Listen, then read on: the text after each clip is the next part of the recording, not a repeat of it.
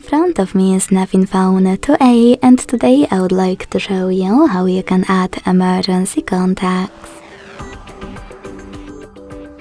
Begin by launching Settings and scrolling down to access Safety and Emergency. Then tap on Emergency Contact. Click on Add Contact and tap on the one that you wish to set up. Then do exactly the same with all the other ones you need. To delete one of your contacts, click on this X next to the one that you wish to get rid of and confirm your choice in the pop-up. If you wish to change order of your contacts, hit Reorder at the top right corner, drag them,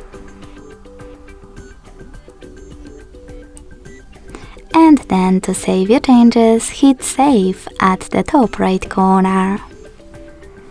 Thanks so much for watching. If you enjoyed this video, don't forget to leave a like, comment and subscribe.